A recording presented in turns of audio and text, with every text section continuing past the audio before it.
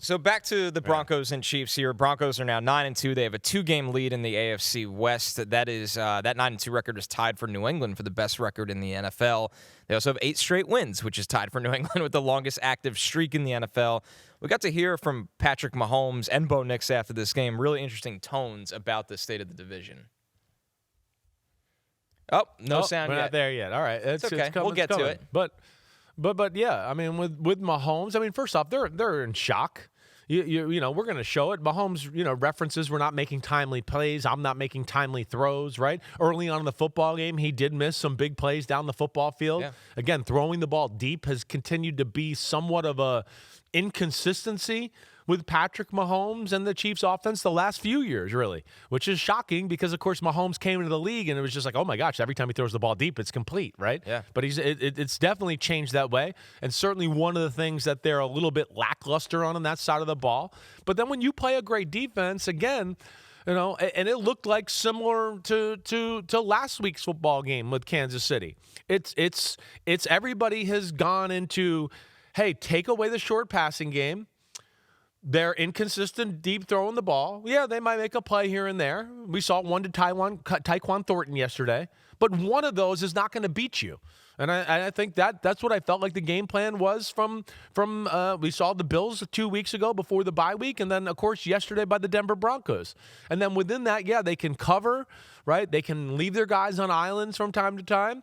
And then, of course, they have a great way of pressuring the quarterback. They're one of those few teams that I go, oh, no, they're allowed to pressure with 5 because they got good 5. They got good cover guys on the back end and do all that. They played good, complete team football yesterday, and that was a huge win for the Broncos. So for the Chiefs, this is the first time in 3+ games behind first place in the AFC West with Mahomes as starting quarterback. This is totally unfamiliar territory. Yes. Like you said, for them.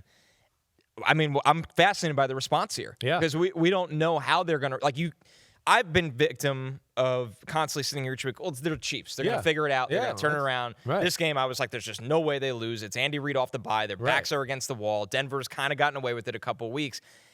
We can't say it anymore. No. You can't do it anymore. This is what it is now. Yes. Right. It's not There's enough proof in the pudding. Right. Exactly right.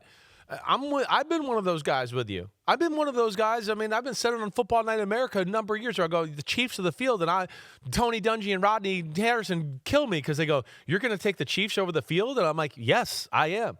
And right? It's worked. But I think the rubber has met the road here with the age of the football team, some of the schematics on the offensive side of the ball, the lack of running the football, all of that. Yeah, they are what they are right now. This is not like, oh, wait, they're so close. Oh, they've messed up some close football games and they should have won it. Oh, they've looked so amazing in that game and made mistakes. No, it's not that way. And I think, like you've heard me say, too, I don't think their defense is as dominant. And bottom line with the Chiefs is there's just nothing scary about the Chiefs right now. We're going to talk about Lions-Eagles in a minute. And first off, it's like one superstar after another on both teams, right? And the other thing that chopped it from the SEC, right? That's the other thing I want to say. Like it's one after another from both of those football teams. You can't go down the laundry list of that. That to me is a base premises type of argument when you talk about football teams and how good they are, right? Yeah, we want to talk about coaching. We know the quarterback. Okay, all of that, right? But then we get after that with the Chiefs and we go, all right, right now, Rashee Rice, is he a blue chip receiver? Okay, I'll give him the blue chip, even though he's not one of like the 5 or 10 best receivers in the sport. And he wasn't drafted to be a blue chip receiver. Right. We so quickly I'm being forget nice that. And yeah, there's a curve there. I'm not giving Xavier Worthy or Hollywood Brown any blue chips. That's crazy. Travis Kelce is no longer a blue chipper, right? Okay, they got a guard and a center that I'd say are blue chippers, and a probably about to be blue chipper with their left tackle. Yeah. The defensive side of the ball, I'm not sure I'd call Chris Jones a blue chipper anymore. Really good blue chipper career, Hall of Famer, first ballot, right? I heard, who was it, Tony Romo doing that game yesterday? Yeah, you don't see Chris Jones pop up as much anymore. Yeah, it's not the same. Okay, I'll give McDuffie blue chip stuff on the corner, right? Sure. Karlaftis, I don't think I'm going to give a blue chip. Really good player. Good player. Right. There's a big difference of blue chip and good player. That's what I'm saying. They have a lot of good players. Like Leo Chanel to me is a good player. Right. But not enough blue chippers there. So you couple all that there right together, And again, we could go back to the Chiefs in the early years when they were going to Super Bowls, the first Super Bowl, no, there'd be way more blue chippers. It's not even close. It's not. So within that, and then I go, okay, we can't run the ball, right? The scheme itself, I believe the league has caught on to the Chiefs a little bit in what they do. I think they're going to have to reinvent themselves on the offensive side of the ball to a degree. So with all of that right there, yeah, that leads to a 5-5 football team that the teams in the NFL also have seen them lose other close games, and they go, what? Once one team or two teams start to do it, everybody starts to look and go, what are we scared of? We can beat them too, right? And I think that's where we're at a little bit with the Kansas City Chiefs right now.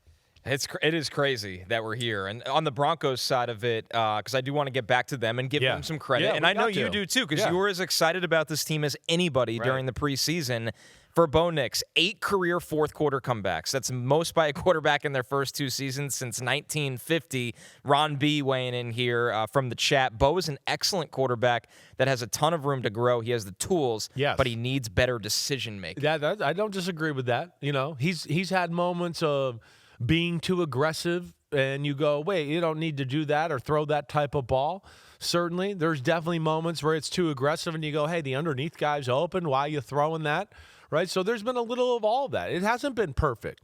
But like Ron B. said, the skills are there. They are. The skills are there, and I, again, will emphasize, without a great supporting cast. Yesterday, he played really good. He did some really good things for their football team. I mean, they were pretty good on fourth down, right? I mean, he's good in the pocket. I do think he has a very good arm, right? It's not a great arm. It's very good. But, you know, again, this is an offense and a team that's built where you go, they don't have to be the greatest show on turf. They just got to be good. Yep. Right? If they're around average or above average, they could be a Super Bowl football team, because I believe in those playoff games, Sean Payton will put together the right game plan for the offense, and they'll look a little bit better than they are. And then, of course, the defense is a Super Bowl caliber defense, and that's why you give them a chance to get there in the AFC. To put a bow on this one, we do have the sound of both quarterbacks in the postgame. Take a listen. Cool. Just not making the plays, not making the throws at the right time. Obviously, it's going to be tough to get back in the division race, but at the end of the day, all the goal is to get into the playoffs and try to make a run at it, and all you can focus on is next week.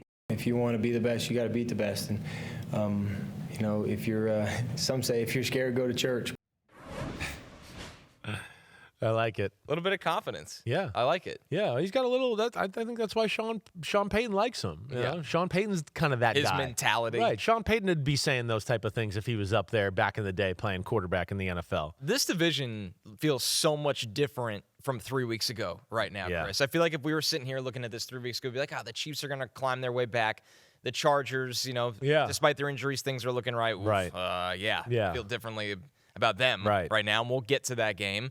And the Broncos, once again, it just felt like they were playing with fire all the way back to the Giants game. But we sit here right now, it is safe to say they are in complete control. Yeah, no, in complete control. I mean, it would take somewhat of a collapse for them not to come out on top. And I think, again, what the other surprising thing is just, we're Patrick Mahomes is maybe the clutchest quarterback ever, right? Like, I mean, he's been one of the greatest one-man shows we've ever seen. And here it is. It's just he doesn't have enough around him right now to where he can make it happen all the time. And then making some mistakes in some moments that we're not accustomed to seeing him make, right? Yeah. Whether it was the pick six against the Jaguars for a 100-yard interception return, right? Or yesterday in a game where you felt like, wait, it's 6-6. Okay, the Chiefs look like they're starting to take momentum of the football game a little here. They're driving down the field. And, of course, he throws the interception when it's, 3rd and 14 on the 21-yard line, and gets just frustrated, throws the ball into the end zone, intercepted, big return, pretty good return, and all of a sudden, it's like, oh, whoa, the momentum was on the Chiefs' side, and now it's back the other way around.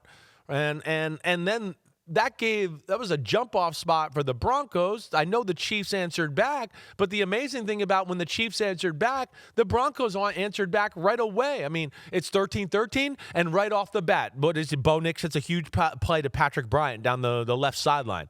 And it's like, oh, okay, here we go. They're back in field goal position. They're about to take control of the football game once again. So, yeah, they're battle-tested. They're tough like their coach. Their defense is a Super Bowl defense, and they got a quarterback that has Super Bowl clutchness. I'm not going to say their offense is a Super Bowl offense. It's good, not great, but the quarterback has Super Bowl clutchness right now.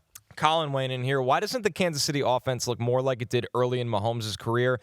They have a healthy wide receiver corps for the first time in a while, speedy wide receiver and all. Is Kelsey's decline that big of a problem? It's not just that. I mean, that's part of it.